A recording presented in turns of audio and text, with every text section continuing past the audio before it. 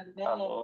Amen. Le Seigneur veut nous rappeler que louer le Seigneur, ce n'est pas seulement une action à laquelle nous participons quand nous allons à l'église le dimanche ou bien lorsque on se retrouve dans un cercle de prière et qu'on veut le louer. Le Seigneur veut vraiment que nous soyons dévoués, que nous soyons consacrés dans la louange. Parce que c'est dans sa présence habite notre louange. Sa présence est établie lorsque nous sommes en adoration.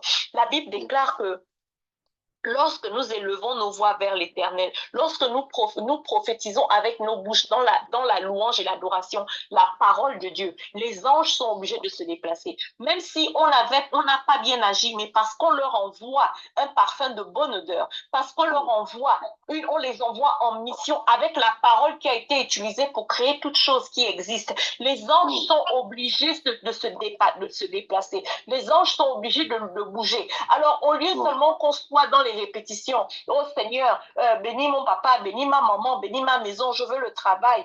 Non, le Seigneur, nous devons utiliser sa parole pour l'exalter. Nous utilisons sa parole pour lui dire, sois béni, sois glorifié, sois magnifié. C'est toi qui es le roi des rois, c'est toi qui es le Seigneur des seigneurs, c'est toi qui contrôles l'univers, c'est toi qui es le maître des temps. Nous devons lui rappeler qui il est, pas parce qu'il ne sait pas qui il est, mais parce que souvent nous sommes tellement touchés dans la chair que nous ne reconnaissons pas qui le Seigneur est. Alors le Seigneur veut vraiment que nous soyons ancrés, ancrés, ancrés, ancrés, ancrés dans la louange et l'adoration. Parce que c'est pendant les moments de louange et d'adoration que l'Esprit de Dieu qui est à l'intérieur de nous communique avec l'Esprit de Dieu lui-même.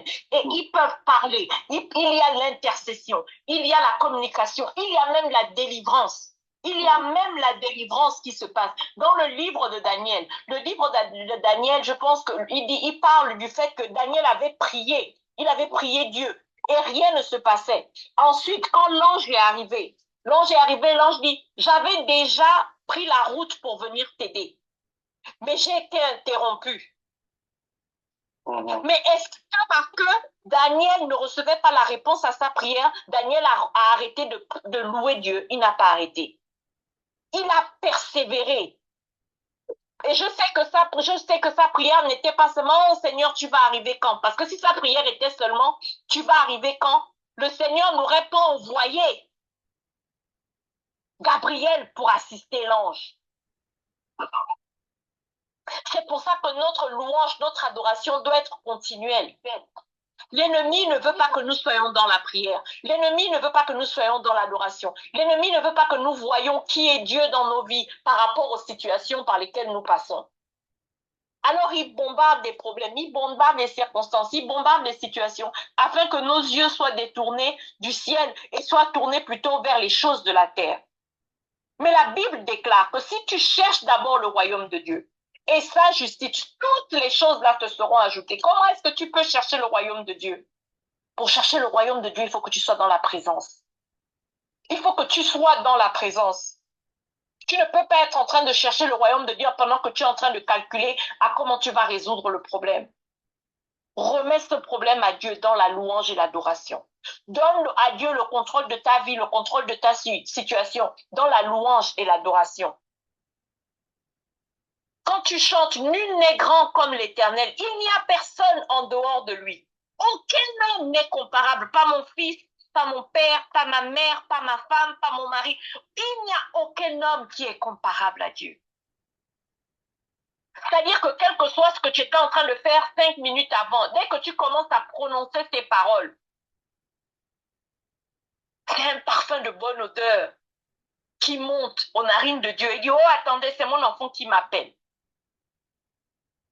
Parce que ce n'est pas parce que nous allons lui dire, oh Seigneur, regarde, regarde ce qu'ils ont fait, oh Seigneur, regarde, mes ennemis sont en train de m'entourer. Non, c'est pas ça. Ce qui bouge Dieu, c'est lorsque toi et moi, nous nous tournons vers lui avec un cœur qui reconnaît qu'il est Dieu, avec un cœur qui reconnaît qu'il est le Tout-Puissant, avec un cœur qui reconnaît qu'il n'y a rien d'autre, qu'il n'y a rien d'autre de plus important dans ma vie que la présence de Christ.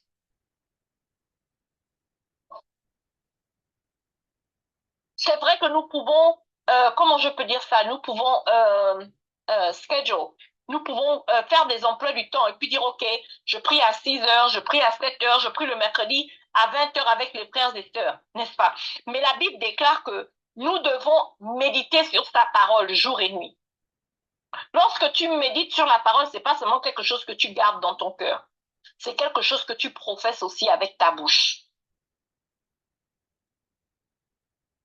Et ce que tu professes de ta bouche doit avoir été entré dans ton cœur. Parce que la Bible nous dit aussi que ce qui sort de notre bouche est le résultat de la condition de notre cœur. Afin de pouvoir prophétiser, de pouvoir confesser la grandeur de notre Dieu, nous devons aussi être en communion avec lui.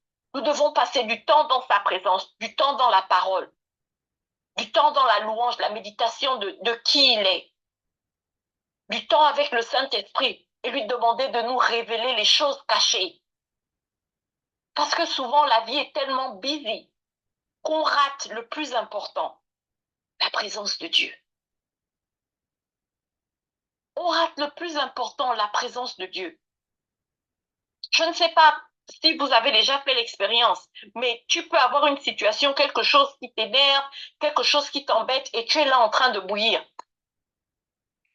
Tu es en train de bouillir, tu es en train de bouillir et pendant que tu es en train de bouillir, en fait, tu cherches dans ta tête. OK, si je fais ça, quand je vais faire comme ci, quand je vais faire comme ça, quand je vais faire ceci, voilà comment je vais tourner la situation, voilà comment je vais les contrecarrer, voilà comment je vais leur prouver que j'avais raison, voilà. Mais mon frère, ma sœur, si tu entends la parole de Dieu, pendant que tu es en train d'utiliser une stratégie, pendant que tu es en train de planifier comment tu vas résoudre une situation, si la parole de Dieu te vient, cette parole a le pouvoir de complètement changer l'atmosphère. Non seulement la parole de Dieu va te calmer, la parole de Dieu va te donner la paix, la parole de Dieu va aussi te remplir de l'Esprit de Dieu qui est vivant, de l'Esprit de Dieu qui n'est pas intimidé, de l'Esprit de Dieu qui ne s'abat pas, de l'Esprit de Dieu qui ne se réjouit pas du malheur de l'autre, de l'Esprit de Dieu qui est rempli d'amour.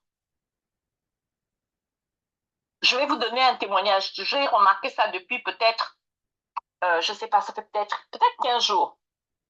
Je suis très irritée. En fait, j'ai plein de trucs. La maison, les enfants, le boulot, il y a plein de trucs. C'est-à-dire que des moments, tu te dis tout va bien, puis la goutte d'eau qui fait déborder le vase et je suis vraiment tendue. Et j'ai remarqué depuis 15 jours, mon mari a une nouvelle botte. Au lieu de venir comme d'habitude me dire, ah, mais non, ça va aller, ne t'inquiète pas. Non, ça va aller. Non, ne te fais pas de soucis. Oh, Seigneur, merci Seigneur pour ta grâce. Ou de me dire, non, chérie, ça va aller. Non, non, non, non, non, non, non. Il a maintenant une nouvelle chance. Il a maintenant une nouvelle boîte. Je suis en train de chercher la chanson en question. Beyond the Throne. OK. Donc, quand la situation est tendue, c'est-à-dire quand il voit maintenant la go marche, maintenant, elle parle seule. Quand je passe, tu vois seulement que la fumée. Tellement je suis fâchée. Tellement je suis fâchée. Je ne sais pas qui a dit au gars là que voilà comment tu vas calmer cette fille-là. Mais depuis 2 semaines, quand ça monte dans ma maison, comme c'est moi seule qui sais faire monter la tension ici, là. C'est-à-dire que c'est maintenant comme s'il a ça en speed dial. Faut te calmer. OK. Oh, je te dis, il a trouvé le nouveau truc, je te dis, mon frère. Je ne sais pas si vous entendez. Okay. Non. OK. Vous entendez? OK. J'écoute l'instrumental. OK. Donc, quand je suis montée, tu vois, non, et je suis en train de faire la stratégie, voilà comment je vais bastonner cet enfant-là, voilà comment je vais aller régler tel problème, voilà comment je vais faire ceci. Le gars met seulement ça. Il met seulement cette chanson-là.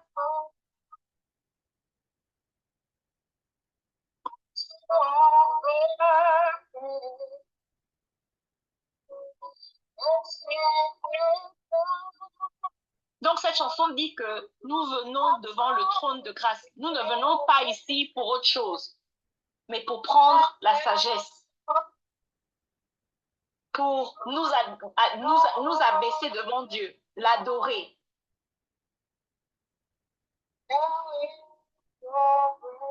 Et je vous assure, mes frères, à chaque fois qu'il a mis cette chanson, je suis passée de 2000 à moins 5000.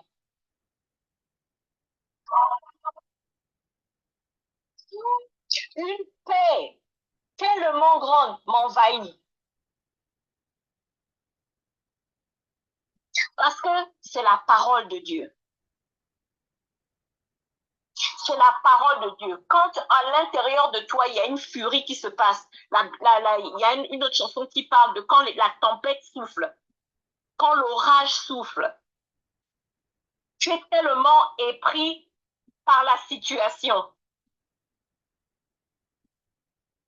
Mais il dit que lorsque nous nous prosternons devant sa présence et nous jetons à ses pieds, nous jetons à ses pieds tous nos problèmes, nous jetons à ses pieds tous nos soucis.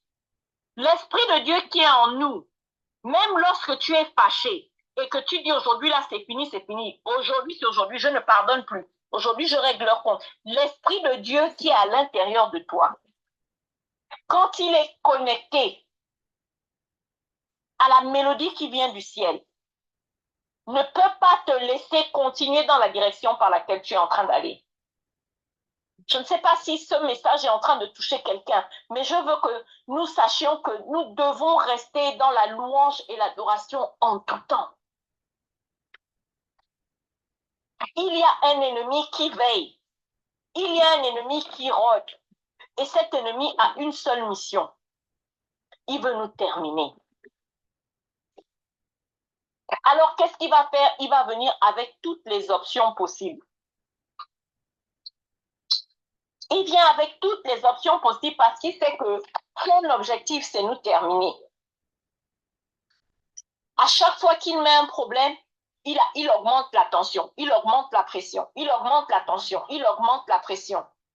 Qu'est-ce que ton esprit va faire? Qu'est-ce que tu vas faire? La dernière fois, j'ai écouté quelqu'un qui a dit, et ce n'était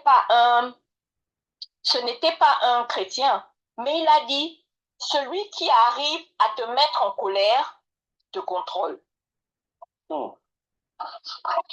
Mes frères, je pense que j'ai déjà entendu ça, mais ce jour-là, j'étais déjà arrivée au 20e ciel de la colère.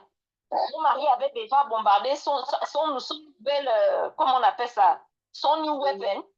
Quand cette parole est sortie, ça a fait un gros bruit dans ma tête. Celui qui arrive à te mettre en colère te contrôle.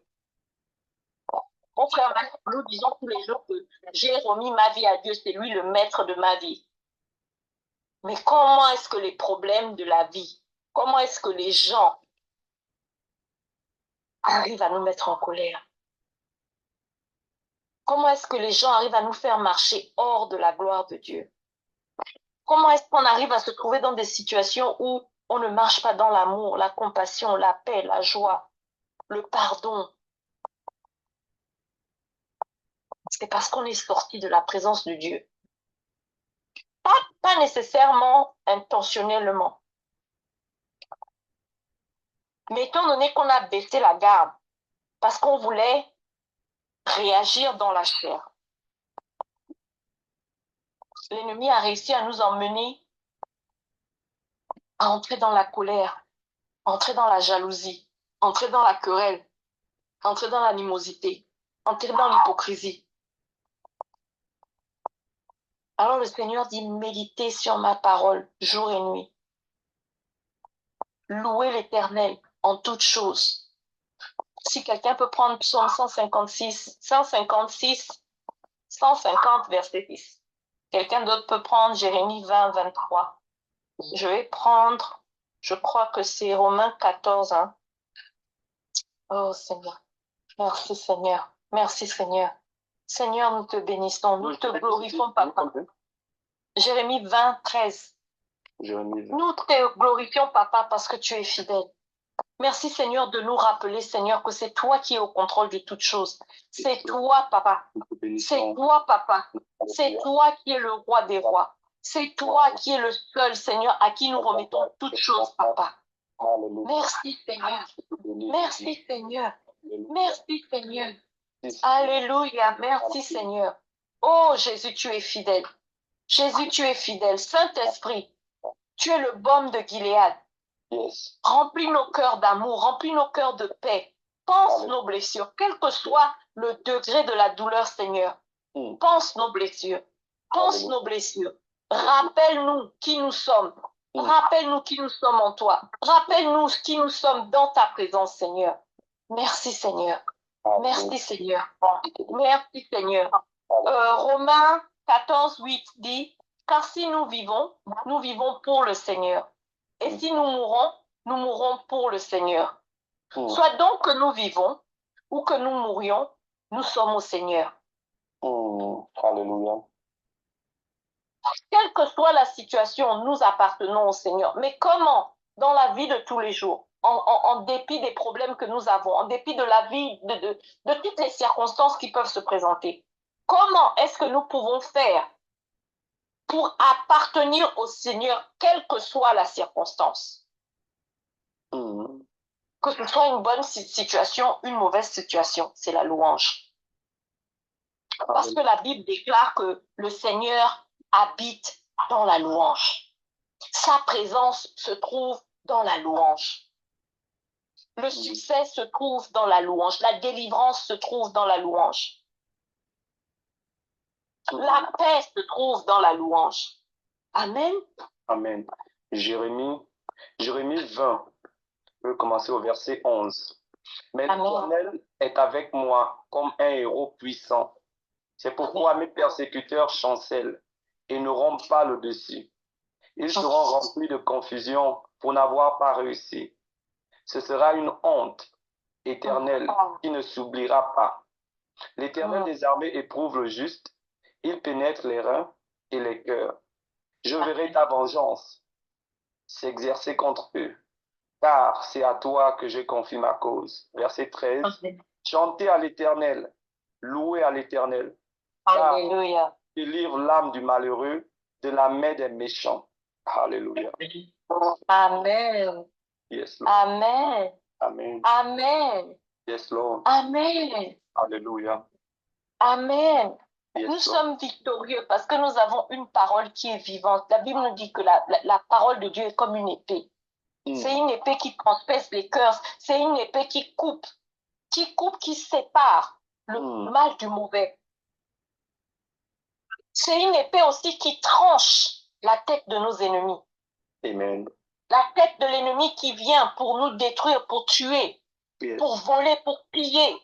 La Bible déclare qu'il y a une vérité qui est telle que lorsque la parole de Dieu est prononcée, il dit, si tu crois dans ton cœur que cette parole est vivante, si tu crois dans ton cœur que cette parole est véridique, quel que soit ce que tu demanderas en son nom, il te l'accordera. Alléluia. Lorsque nous croyons en ce que la parole dit, c'est une forme de louange. C'est une forme d'adoration. C'est un moyen de dire au Seigneur, Papa, il n'y a aucun autre que toi. Amen. Papa, j'ai confiance en ce que tu dis. Papa, je ne m'attache qu'à ce que toi tu as dit. Yes, Lord. Lorsque nous louons l'Éternel, nous tournons notre attention vers la gloire de Dieu.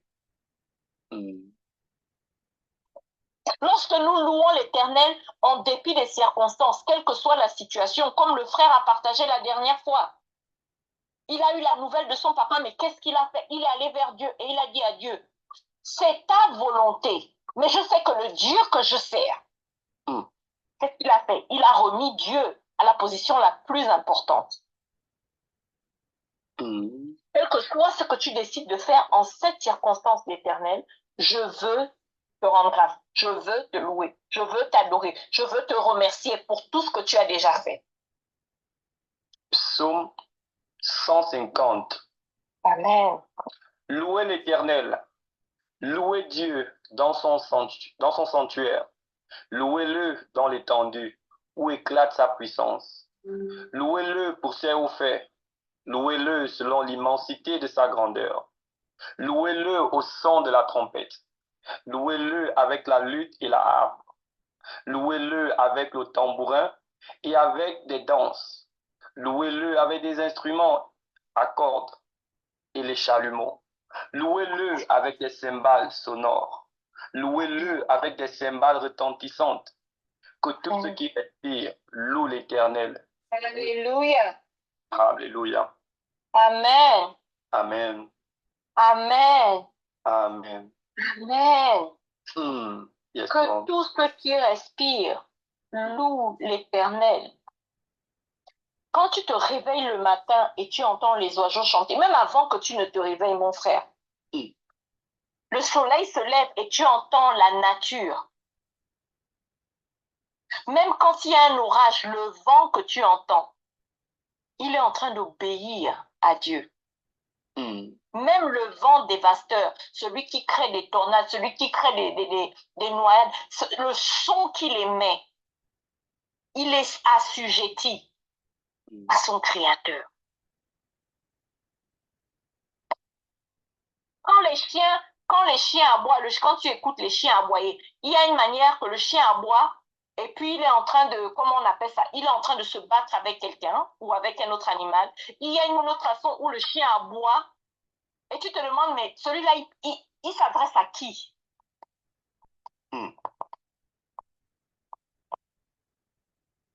Si tu vas au zoo, tu vas voir comment l'éléphant émet des sons.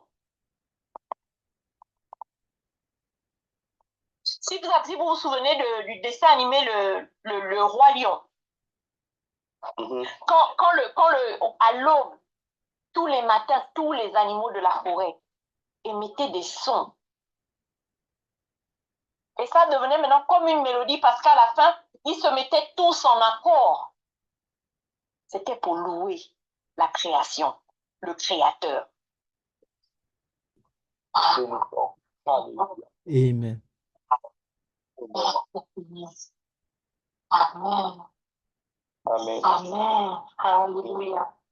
Amen. Amen. Amen.